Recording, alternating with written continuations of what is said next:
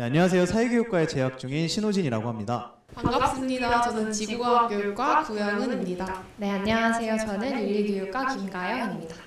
네, 본격적으로 저희 영상을 시작하기에 앞서서 요즘 중고등학교에서는 수업 시간에 전자칠판이나 태블릿, 패드와 같이 수업 시간에 다양한 전자기기를 활용하는 것이 그다지 놀랄 일이 아니게 되었는데요. 가영님, 이와 관련해서 최근 개정된 교육과정에도 눈에 띄는 변화가 있다면서요? 네, 이번에 교육과정이 개정이 되었죠. 해당 교육과정에서는 디지털 활용 관련 소양을 굉장히 강조를 하고 있어요. 교육과정 총론에 디지털 기초 소양을 모든 교과를 활용해 함양할 수 있도록 수업을 설계한다. 다양한 지능 정보 기술 및 도구를 활용해 효율적인 학습을 지원할 수 있게 디지털 학습 환경을 구축해야 한다고 쓰여진 부분을 보면 알 수 있죠. 그래서 이렇듯 다양한 디지털 도구를 활용해 수업을 구상을 해야 할 텐데요. 이럴 때 사용 가능한 여러 에듀테크들을 소개해 드리려고 합니다. 네, 그러면은 저희가 첫 번째로 소개해드릴 에듀테크는 바로 슬라이도입니다. 슬라이도는 객관식, 단답식, 퀴즈, 별점이나 수치 표현, 주관식 이렇게 5가지 형태의 질문을 할 수 있다는 점에서 실시간으로 학생들의 적극적인 참여를 이끌어낼 수 있어요. Q&A, 설문조사, 퀴즈, 투표 등의 기능이 가능할 것 같은데 어떻게 활용될 수 있을지 살펴볼까요? 네, 슬라이도는 즉석에서 설문조사를 진행할 수가 있는데요. 그래서 사회과 수업에 아주 유용하게 사용이 가능합니다. 예를 들어 정치 수업을 진행할 때 정책이 제안되는 과정을 공부하기도 하고요. 법 수업을 진행할 때는 법률이 제정되거나 개정되는 과정을 공부하는 경우도 있어요. 이때 슬라이도가 제 역할을 해줄 수가 있습니다. 예를 들어서 설문조사를 통해 평소 변화가 필요하다고 생각했던 학칙이나 교칙을 학생들이 제안할 수도 있고, 특정한 주제에 대해서 찬반 의견을 투표를 통해서 의견을 표명할 수도 있습니다. 네, 슬라이도는 도입 부분에 쓰면 아주 효과적이에요. 학생들이 자신이 쓴 내용을 비롯해 다양한 학급 친구들이 쓴 내용을 볼 수가 있어서 모두 재밌게 참여하곤 합니다. 도덕 시간 도덕적 인물에 대해 배우기에 앞서서 가볍게 자신이 존경하는 인물 또는 롤모델을 슬라이도를 통해서 조사를 해봤었는데요. 역사적인 인물부터 연예인 그리고 학급 친구들까지 다양한 인물들이 나와서 수업에 앞서 흥미를 돋우고 또 앞으로 진행할 수업에 대한 소개도 자연스럽게 연결해서 진행을 할 수가 있었어요. 네, 패들렛은 쉽게 말해서 온라인으로 만들어진 메모보드라고 생각하시면 될 것 같습니다. 학생들이 실시간으로 메모를 만들고 그 안에 사진이나 링크 등을 함께 넣어서 다채로운 수업 활동을 진행할 수가 있는데요. 특히 서로 댓글을 달거나 공감을 달아주면서 상호작용도 가능하다는 점에서 아주 매력적인 에듀테크입니다. 패들렛의 가장 큰 장점은 학생들이 수업 활동 내용을 공유할 수 있고 댓글과 공감 기능이 있다는 점이에요. 도덕 시간에는 도덕적 신념 파트에 활용을 할 수가 있었는데요. 학생들이 수업을 통해 각자만의 도덕적 신념을 패들렛에 정리를 했습니다. 그리고 이를 친구들끼리 확인하고 또 공감 표시를 누르고 해당 학생이 신념을 잘 지킬 수 있도록 격려하는 댓글을 달기도 했었어요. 과학 시간에는 각 단원들마다 쏟아져 나오는 여러 가지 개념들을 체계적으로 정리해 볼 수 있어요.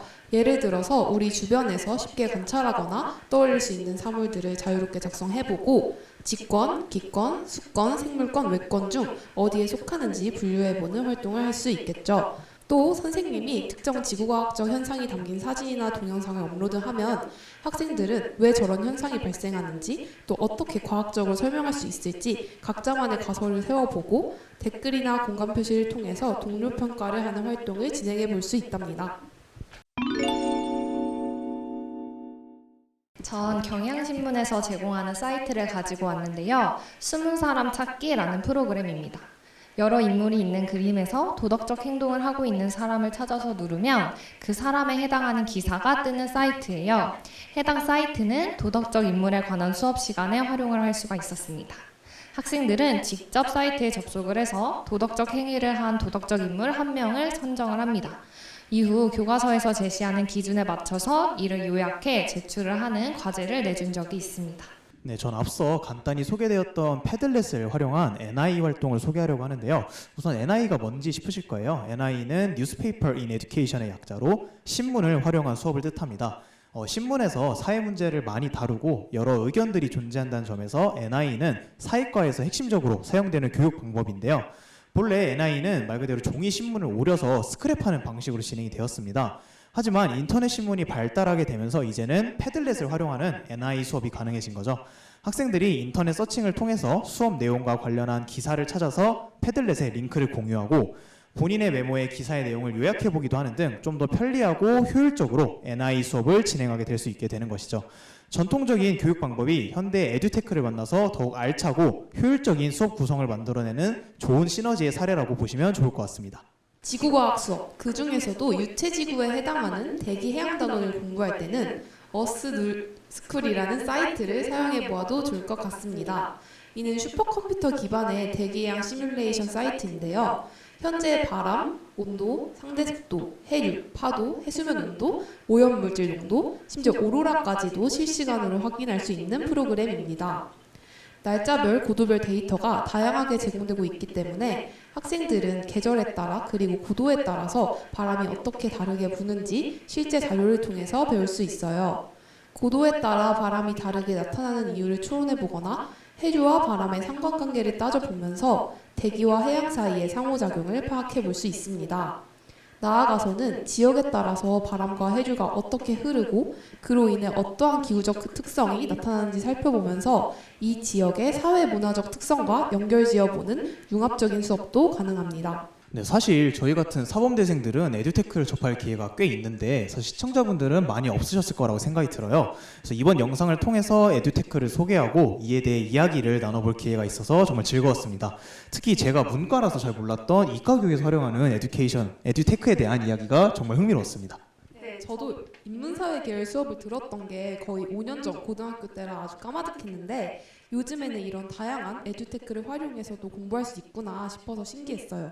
저는 중고등학생일 때 문과 과목이 유독 재미없게 느껴졌었는데 오늘 소개해주신 내용들을 들으니까 이런 수업들은 꼭 들어보고 싶다, 관심이 간다라는 생각이 들었습니다. 이번 영상이 수업을 준비하는 사범대 학생들이나 선생님들한테 도움이 되었기를 바라고 또 에듀테크에 좀 더 친숙해질 수 있는 기회가 되었기를 바랍니다. 저희는 또 다른 영상으로 찾아올게요. 구독과 좋아요 부탁드려요. 안녕.